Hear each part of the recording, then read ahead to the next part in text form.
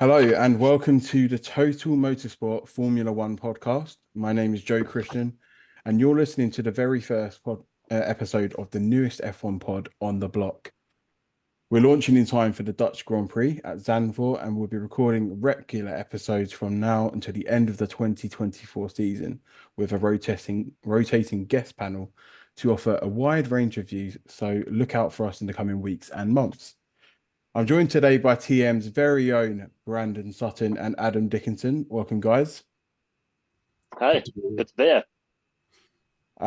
Now, look, it's been a quiet summer break for F1 because, well, all of the loose ends were tied up just before the 3-week holiday period. But we'll dive right into what happened, starting with Red Bull and Sergio Perez. Now, Christian Horner and Helmut Marko met in London, and after all of the speculation, decided to keep the Mexican. But it's been rumored that F1 politics might have played a role in keeping Checo. Is that something you believe, Brandon? Um, I would be very surprised, even by Liberty Media standards. I think that's pretty outrageous to kind of do. Um, I think there's like grounds for it because Marco said in the past that Perez sells more in Latin America than Verstappen does. But I'd be really surprised if Liberty Media actually got involved themselves and told the team to keep a driver.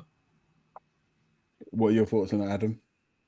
Yeah, I mean, in F1, there's always politics, but it's not necessarily, politics from F1 or from Liberty Media. There's always interesting politics going on, and I think perhaps the wider battle that's been going on for a while now between Horner and Marco. I think Horner is a much bigger supporter of Perez than Marco, and likewise Marco seems bigger on Isaac Hadjar and some of the other junior drivers that Red Bull could bring in. But yeah, I don't think it's the kind of Formula One entity, FOM, Liberty Media type thing. But with Perez, as a driver for Red Bull, I mean, can we honestly say he deserves to be staying there? All of his podiums came in the first 5 races of the season. Since then, it's been seventh here, eighth there, finished 17th in Britain, at the British Grand Prix, sorry. This isn't a driver who's performing at the level we'd expect from Red Bull, is he? No, it's fair to say, and I think it is probably the hardest job in motorsport, and I don't. I still think Perez is a very good driver, and I think he could go to another team. You could see him in the top, being in the top half of drivers on the grid in a different setup. But I just think when you're alongside Verstappen, then unless you are like in that top tier of drivers, obviously Hamilton's and Norris's, or a push kind of Piastri and Russell, then you are going to be worn down over time, and he has been his teammate. This is now his third season, and I think we're just seeing that relentlessness is starting to take its toll. And I think I don't really know if it's best for anyone that he stays there, but at the same time, it's we don't see many mid-season driver swaps for this reason. So. But I guess in the case of Red Bull, it's all about keeping Max Verstappen happy. And Perez has shown in the past that he's willing to move aside or help him out. Abu Dhabi is a great example of that. And sacrificing his own sort of results to help Verstappen. So maybe he has something to do with that in terms of, he obviously likes Checo as a teammate. So why would he want someone who's a bit more ambitious, challenging him in the team? What do you think, Brennan? I agree with that. I think he's definitely not a threat to Verstappen, and that's going to help Red Bull a lot in the trying to stay ahead of Lando Norris in the title fight. But I think there are actually reasons for Perez to stay. The main reason to swap him seems to be to save the constructors' championship. But realistically, if you throw another driver in the mid-season into that Red Bull that clearly has issues, Verstappen's not happy with it himself, and he can drive just about anything. You're throwing in someone like Tsunoda, who's really never sat in a Red Bull. You're throwing in Ricciardo. Do we even know if he's the same driver he was in 2020 anymore after what Norris did to him? Whereas at least with Perez, he knows the team, he knows Verstappen, he knows what the development path of that Red Bull should be in theory. So even if he's not quick, he has the knowledge over the others. If you swap them mid-season, you're kind of like gambling on Ricciardo getting closer, and we've seen what 2/10 off can do in qualifying this year. Like, so I think there are reasons for Perez to stay, and I don't really think the constructors one holds up. But I do think he's a bit out of his depth now, and this should really be his last season. I mean, do you think Verstappen is that bothered? Really, like he kind of gives off the vibe that he's happy to take on anyone in the team. He's clearly got a Senna-esque sky high opinion of himself and deserves to. So I feel like it's not. I'm not sure they're kind of they're keeping in there to keep Verstappen happy theory. I don't know how much I buy into that from what the rest of what we've seen of Verstappen's personality, where he is. He's so self-confident that I don't think he would have a problem with really anyone else that they bring, maybe bar Hamilton. No, yeah. I mean, we've seen before though that if the slightest thing goes wrong in a race weekend, you see this very angry side of Verstappen that we used to see a lot more when Red Bull weren't dominating the sport.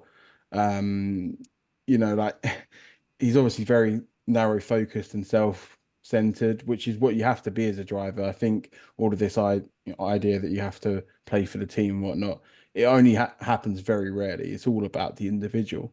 I think the way the Red Bull work at the moment works very well for Verstappen because it is kind of, in my opinion, weighted in his favor. And Perez doesn't really kick up a stink about, Verstappen getting that priority. Whereas you look at somewhere like Mercedes, I think George Russell is a little bit more vocal when things are sort of playing to Lewis Hamilton's hands. So I think avoiding that kind of controversy is key to keeping Verstappen happy.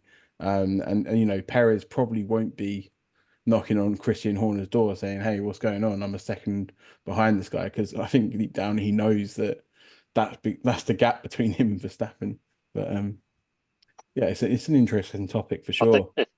if Red Bull really want to make Verstappen happy, then they'll make a super fast engine for 2026. I think that more than any teammate, that's what Yeah, needs to be their priority.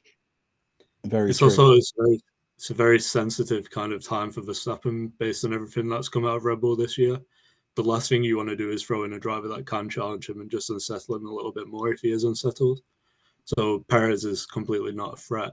Ricciardo and Tsunoda are probably not going to be threats either. Realistically, you're looking at on the market, it only really seems like it was Norris who had a shoe in that Red Bull if he wanted it. Yeah. And yeah, it's a bit of a needless risk. There's no need to throw someone who can potentially challenge him in there. Excellent. Well, let's move on to a man who could have replaced Perez at Red Bull, Carlos Sainz, but he didn't. And he kept us waiting for several months, to decide his future after Ferrari, only to announce that he's going to Williams. For me, that was a little bit of a damp squib because I was thinking, could Sainz go to Mercedes, where, the way they're going at the moment, they could have a shot at the championship in the future, maybe. So for him to go to a back marker who is struggling just to get a few points here and there, I think that was a bit of a shame. Why do you think he joined them? Let's go to Adam first. Well, he wants the security, doesn't he? If he'd gone to Red Bull or Mercedes, then it would have been on a 1 year kind of prove it deal, and obviously Mercedes, maybe that wouldn't have been available because Antonelli's there. So I think he's been clear that he'd rather have the security and the chance to build a team up, in the long term and have a long-term plan in place than him be the short-term plan and then see where they can get to. So, and I think Williams are trending upwards under Vowles, and I think he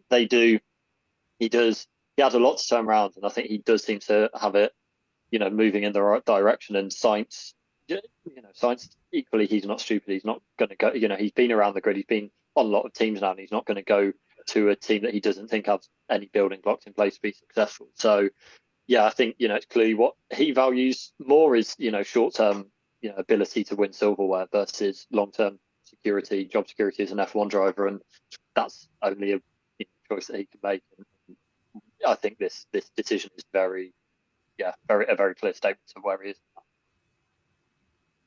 You agree with that, Brent? I agree with it completely. Mercedes have made it no secret that it's Verstappen or Antonelli. It's part of why they lost Hamilton, was they were going to put Antonelli in from 26 anyway. Um, Audi, there are a lot of question marks about that anyway. We don't know, we've no idea how Audi are actually going to do. Other than that, what other options were there really between, you're looking at Williams and Alpine? Alpine don't seem to have a house in order. Williams have a Mercedes power unit, which seems like it's going to be very good from what Red Bull have said about it, from what Mercedes have said about it. And Sainz is in a unique position where he's seen what Ferrari are looking at doing with the power unit. So he's had probably the chance to compare what it's looking like between Mercedes and Ferrari in terms of 2026. So it could be that Mercedes were never going to give him a seat for 2026. So why not go for a team that, if it does become an engine formula again, could easily find themselves at the right end just by having that relationship? Yeah, I think That's it's. something that Oh, sorry, Joe. Sorry. No, you go, you go. I was just going to say that's something that Albon has said as well, that was a big factor in him signing up to Williams for longer, was the Mercedes engine.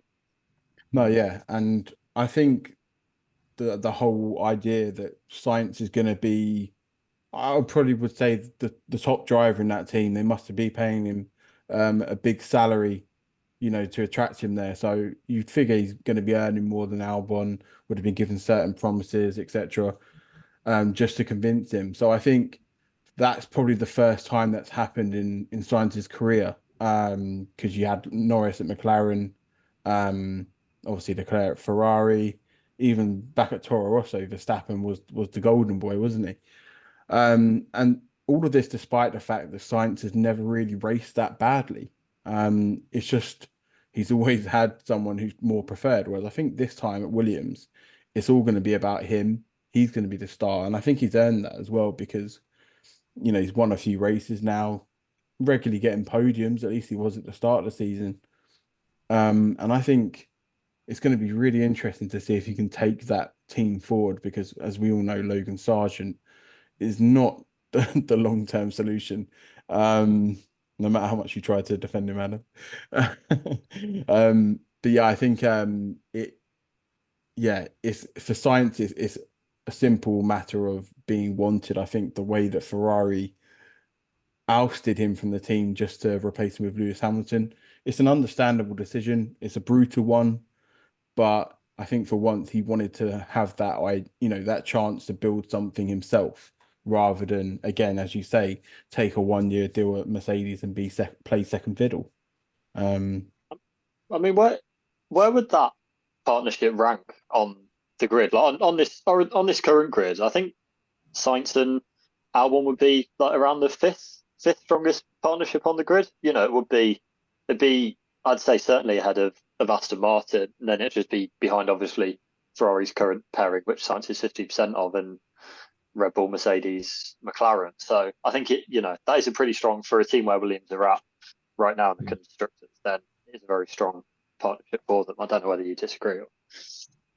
No, I would agree with that. You think about how far Sargent's been off Albon as well in terms of pace. If Sainz is even on the same pace, in the second car, Williams has just found half a second out of nowhere just by getting Sainz to put his name on that dotted line. So definitely the right decision for Williams, and it's a very strong driver pairing that have a lot of experience racing in the midfield now. Yeah, I think if you cast your mind back to 2014 when Williams were actually quite a force, they had Bottas and Massa, I think. Again, one really experienced driver and one at the time he was up and coming. So I think that is, again, I mean, I guess you could say Albon's been around the block, but he's still relatively young, whereas Sainz has been in the sport for a good decade now, or 9 years or so. This will be 2025 would be his decade year. So I think it's definitely a step in the right direction for them, 100%. Long way removed from Stroll and Sirotkin, 2018. Sirotkin, blimey. I completely forgot about him. He'd be like a pointless answer if you try to guess F1 drivers.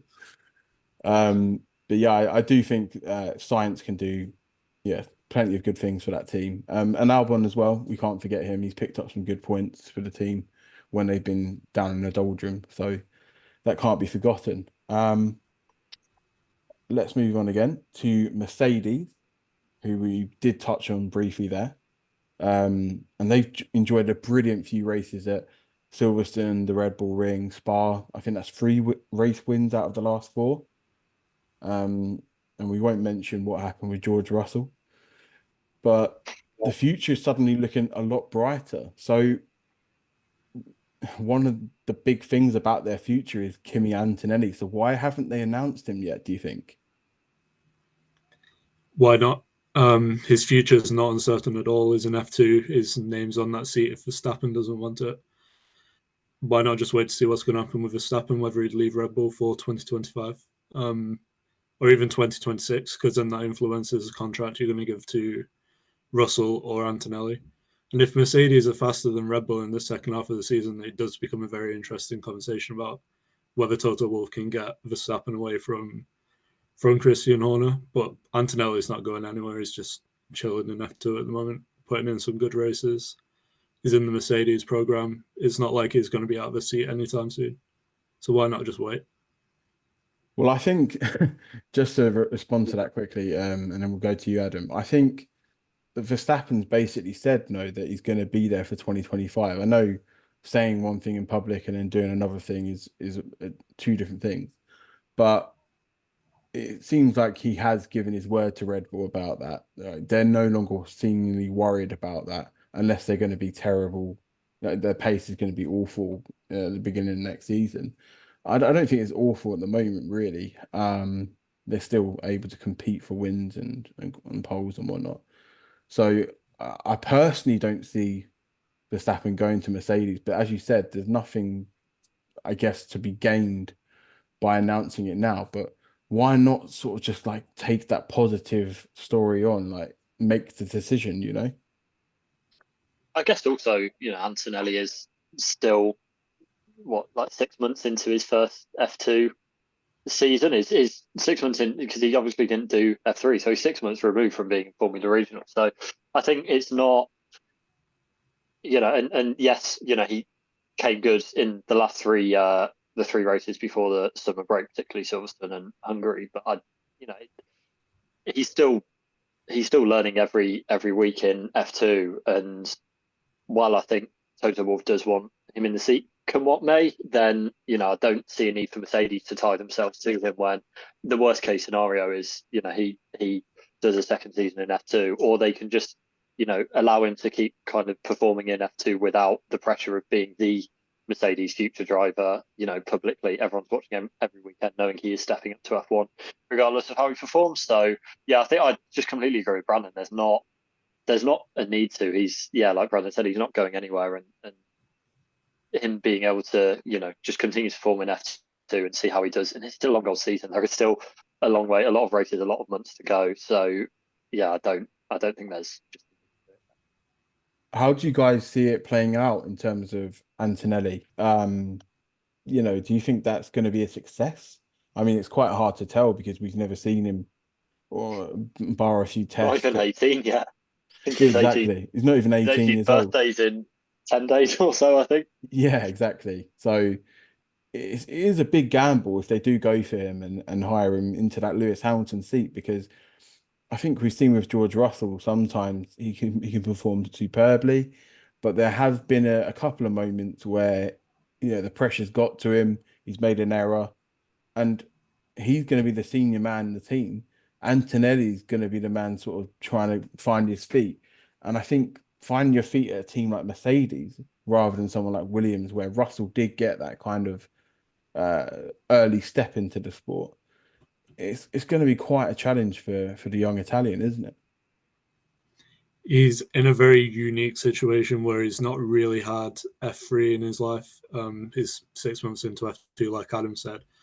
But I guess if you think about some of the top drivers who have come through recently, Russell in 2022, Verstappen when he moved to Red Bull in 2016, Leclerc to Ferrari in 2019, Hamilton when he even came through at McLaren, the best just seem like they can find that pace as soon as they get into a top car. So it's a bit of a baptism of fire for Antonelli. But yeah, if he's off the pace in the first season, I don't think it's going to be too big of a problem because as much as these F1 teams, they all say they care about the Constructors' Championship, they all care about the Drivers' Championship. So I think even if he's off the pace of Russell and he's finishing 8th every week, as long as he's slowly eating into that gap and getting closer to where he should be, I don't think it'll be a big problem for Toto Wolff. I think he'll be quite happy with that. And if he is immediately on Russell's pace, then Mercedes have cashed in big time. So it could be a bit of a risk, but I don't think it's one Mercedes will be too worried about. Yeah, I think with Yeah. you go on, have a go.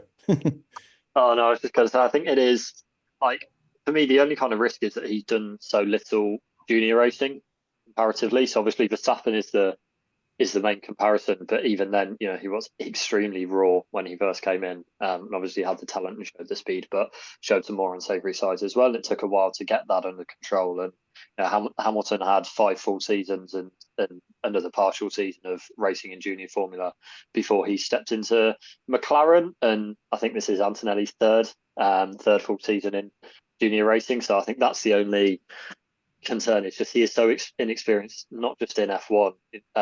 You know, he has driven F1 machinery for the first time in the last couple of months, but he's so experienced as a racer and as a racer in cars. So yeah, I think it could be, you know, difficult to find his feet, but at the same time, you know, as I said, the seasons are so long, you can struggle for 8 races and you still got 2/3 of the season to go.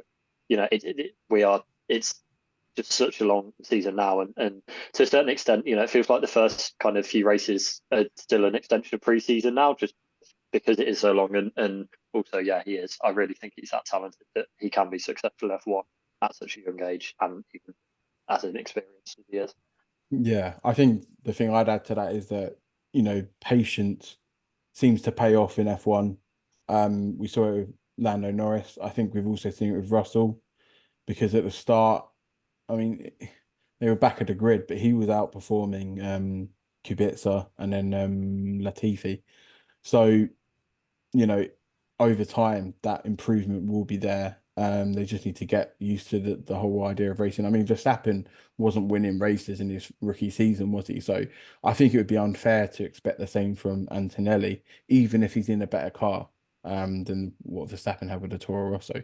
Having said that, on his debut, he did win in the Red Bull in 2016. So maybe, well, we'll see what happens with Antonelli for sure. I think It's with something. Sorry. Oh no, sorry, I keep interrupting you. You carry on. I was just going to say, I think with Mercedes, it's going to be interesting to see what happens with Hamilton. Is there like any sort of feeling of regret with what he's done? Because Ferrari haven't quite progressed as we thought they would with their development, and you know, Mercedes are winning races again now.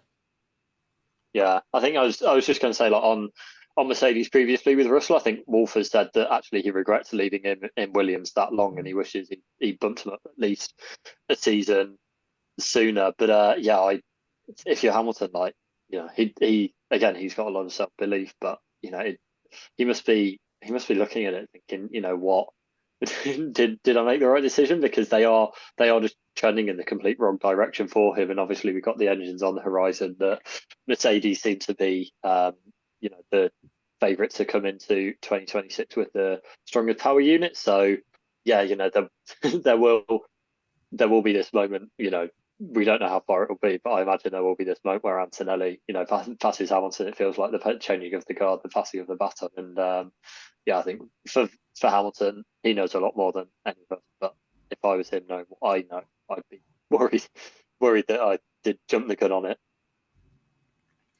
I think in the short term, thinking about racing and winning races and getting his 8th championship, definitely, I think he might be questioning it a little bit now. But I think if you heard the reports of what Mercedes had reportedly denied him, but they said no to an ambassadorial role, they were looking at getting rid of him for 2026 anyway. Apparently, Ferrari have just come in and offered him a 10-year legacy deal even when he leaves F1. The contract's supposed to be worth something daft. I think it's like 500 million over the time of it.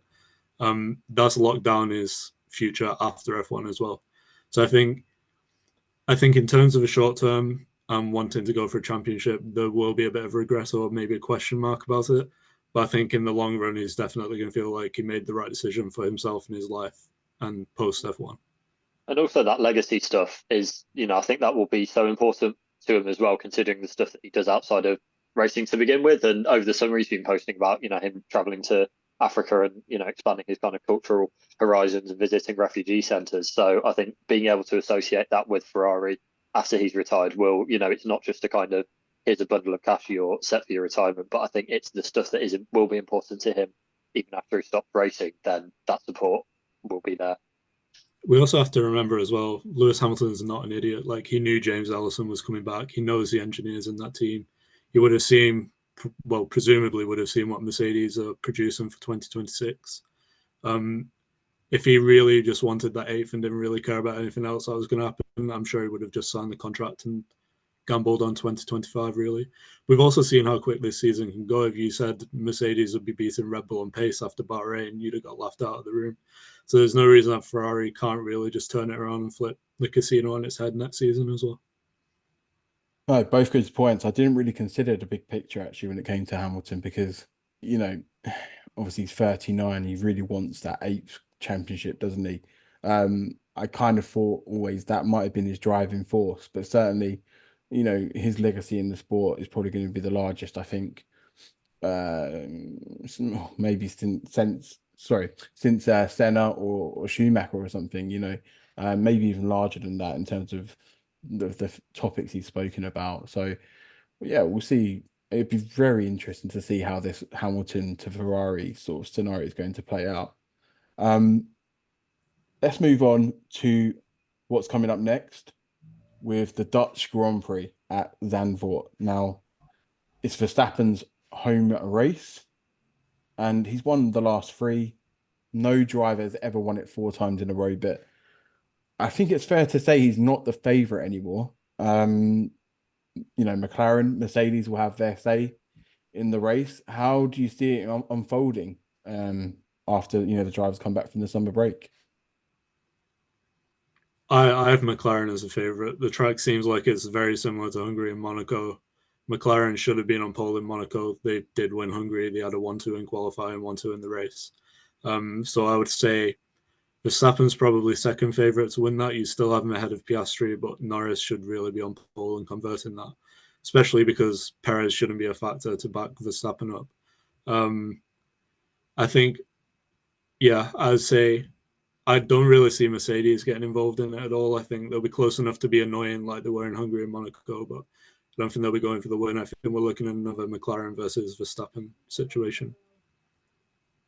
Yeah, I'd probably agree with that. I think the Hungary comparison is the one I was thinking of as well. I think it's just, I guess Norris versus Verstappen on a driver level.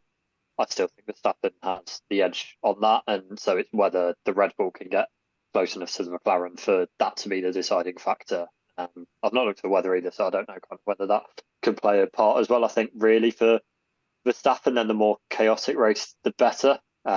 So yeah, I certainly wouldn't count him out. I would agree that probably Mercedes and also Ferrari, if we're even kind of still mentioning them as candidates for a race victory at the moment, which I think I don't know, but probably at this track more than Monza or Baku coming up. This is the one that they would be targeting, I reckon. But yeah, I think it's going to be, like Ram said, a McLaren versus Red Bull fight, and I'd give the edge to that one now. I think it's really interesting to note how sort of Oscar Piastri is sort of pivoted into the conversation of race winners now. I mean, we all knew he had that kind of world champion material within him. A lot of the bosses in the paddock have spoken highly of him, and certainly Alpine fought tooth and nail to keep him from going to McLaren. But there's a genuine threat there, I think, to Lando Norris's chances of winning races, and that's going to be something for McLaren to handle as well, because as we saw in Hungary, there was a lot of team orders, or maybe not team orders, but a lot of pressure on the radio from within, to let the other one pass, and maybe that might come to a head again in Zandvoort to Verstappen's advantage. And also he's got the home crowd behind him. That has to be a factor in some way in terms of driving him towards trying to get that fourth race win in a row. Yeah, I agree. I think the home crowd will definitely be a momentum, and not just that as well. The amount of testing he's done for Red Bull at that track in previous years, he's going to know that like the back of his hand. People like Norris have only been going there since 2021, unless you count him earlier times in the junior formulas, and even then, I'm not like sure Norris was ever on that track. So yeah, Verstappen should definitely have an edge, but then how much of an edge can you get if the car's not really there? You think about the understeer problems he had in Hungary.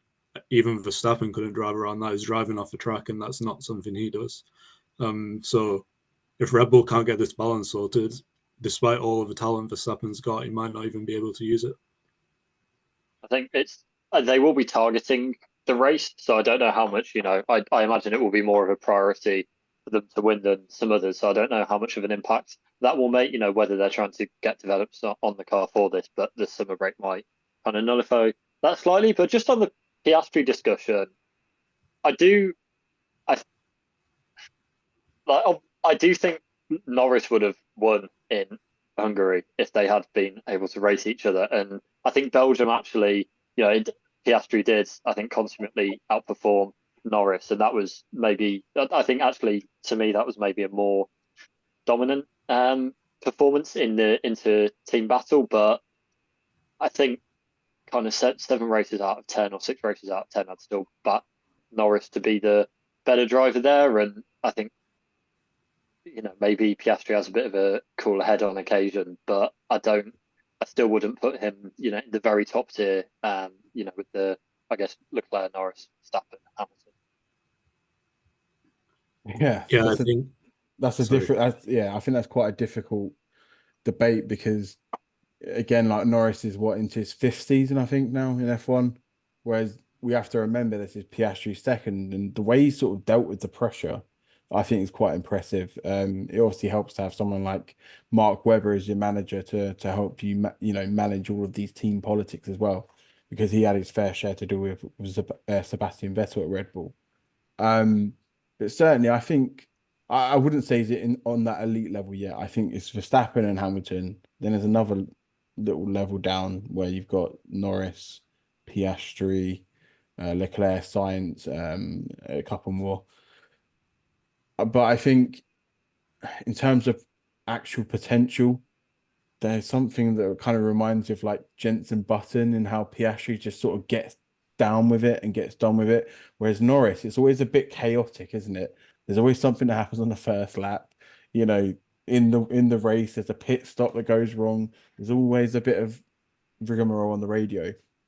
And I think that might eventually play against him because he's only got that one race victory, isn't he? I think it's just like looking back, I don't remember the early season races so well, but like certainly looking back, like since the European leg started or since Miami, the only time Piastri has beaten Norris, it's been kind of some other factor has significantly helped him. Like Monaco, yes, he outqualified him obviously, but then there's no race at Monaco. It's pretty much all on qualifying. Obviously, Austria, Norris was on course for a top 2 finish ahead of Piastri before their collision, and I think Belgium is the only one where I think you can look at it and say, there was no other external factor that kind of aided Piastri. It was just pure performance. So yeah, I think I'd still not quite put them on the level, but Piastri, there's not many drivers where you can say if 1 or 2 things go wrong for the favourite, then they can win. And Piastri is in that field, and like you say, it's like 30 odd races into his F1 career is pretty impressive. Anything to add on that? I agree with that. Piastri, when he was coming through on his way to F1 as well, he's getting the same kind of shots that Antonelli's getting now. So Antonelli showed up 2 years after, so he's got all of that attention. Piastri definitely has the potential to be a world champion. He's not on Norris's level yet, but you wouldn't expect him to be 2 seasons into Norris's team. But he's definitely a good driver. He's definitely going to be. He should be a really big help in the second half of the season. I think that's what McLaren was so keen to stress to Norris in Hungary is you don't want to turn this guy against you, because if he gets ahead of you on the track, I mean, there's no guarantee you're going to overtake him. It's quick enough to stay ahead. Excellent, guys. Well, we've only got a short time left, so I'm going to ask you for a Zandvoort prediction for the Dutch Grand Prix. Who are we thinking for pole and the race win? Brandon, you go first. Norris pole. I'd say Norris race win as well, just because of how important track position is. Do you agree with that, I'll Adam? go. I think it's probably the most likely, but I guess will be Piastri pole and Verstappen win. I think it will be another one on the nearly par for Norris. I'm going to go against the grain, and I think I would go Verstappen pole and Verstappen win. I've just got that feeling that he's going to pull something out of the bag, kind of crazy. Yeah, it should be a fascinating race. You know, we've got 3 or 4 teams that could win. We've already had 7 different race winners this season. I mean, who knows? Sergio Perez could finally break his duck. But yeah, that's all we've got time for this week. Thanks to Adam and Brandon for joining me.